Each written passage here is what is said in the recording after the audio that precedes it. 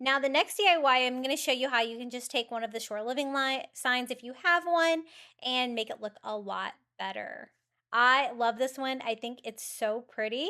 And the little seahorse is burlap. He's adorable. I love the colors. I love everything about it. The only thing I don't love about it is that it's a cheap, thin Dollar Tree sign. So we're going to make ours way better. I'm going to use 2 of the longwood signs. I'm going to use bunny because I have it left over from Easter, but they also have the seahorse ones in like this that you could use as well. We're going to need 2 of those. We're basically going to make a larger wood sign to go behind their sign, where we can layer them together and make a thicker, more substantial sign. And it's also going to kind of look like framed out and stuff like that.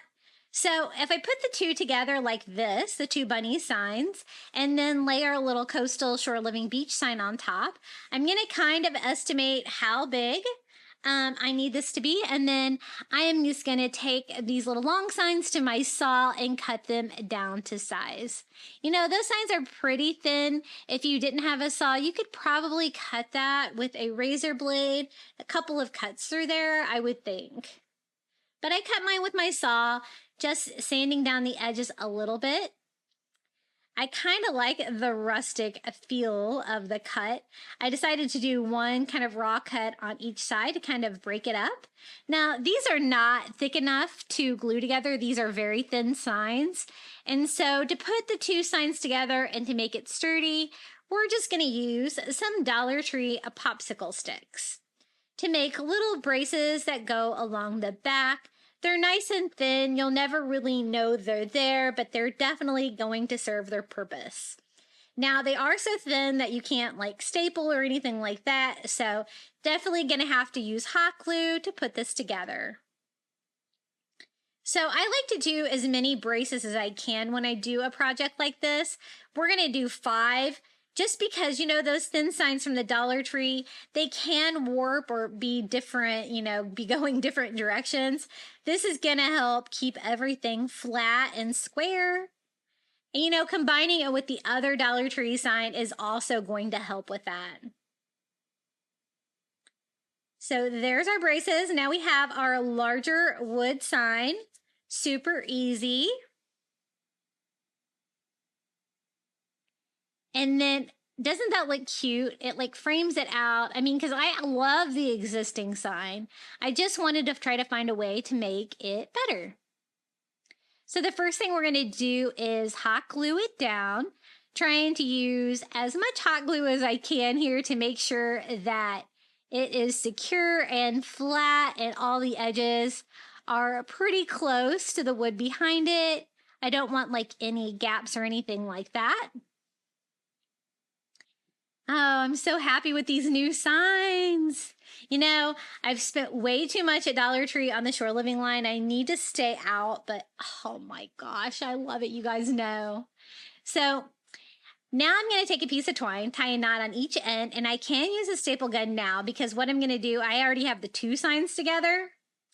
You could use hot glue for this, but I'm just going to use my staple gun and staple a little hanger kind of on the back, just something, it's going to be like a little hidden hanger. And this is a pretty lightweight sign, so it doesn't need a whole lot to hold it up. You could always do that step with hot glue if you needed to. Now to frame it out more, we're going to use some Dollar Tree nautical rope. We're going to use this white one.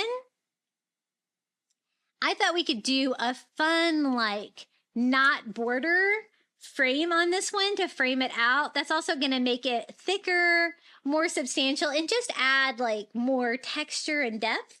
I just tie a knot in the end of my rope and we're going to hot glue that into one corner. Now you do kind of have to pay attention to what direction you're tying your knots. This one has like the rope kind of coming out on the top, and we're going to do that kind of along the sides. Trying to make sure that I have that one secure. Hot gluing that down and then tying a knot here on the other side. So I'm trying to go like the opposite direction here so that the rope is coming out on top on the side, but coming out like below on the top, if you know what I mean.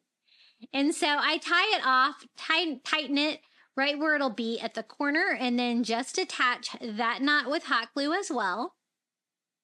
And if you tie it and it looks like it is opposite or wrong, before you tighten it, just undo it and you can redo it again. So in this one, I want the top on bottom and the side on top to kind of make it symmetrical with the other side. And then I glue that knot down and come down and kind of tie the opposite knot here on the other side. You kind of have to think about which way you're tying it. And then that is exactly how I want it. Up on the side, down on the bottom.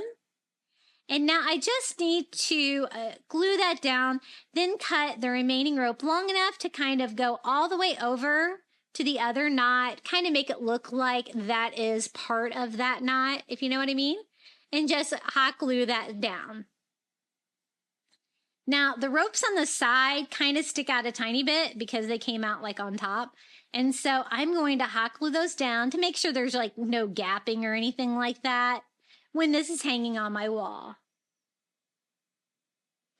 Now, the only thing I have left is I don't really like the holes in the original sign. And so I thought it'd be fun to take some of these little tiny starfish. I get these on Amazon. They're always listed in my Amazon shop below. Look, I thought that would be the perfect little touch. Pick out like a little starfish to go over each hole. And it's going to add a tiny decoration and it's going to cover up those annoying holes. So just a little dot of hot glue and a little delicate tiny starfish. You can see those kind of multiple colors and that I kind of sort mine by size, but they all come together like that. Sometimes they all come really tiny like this, but sometimes you can get those larger ones in there.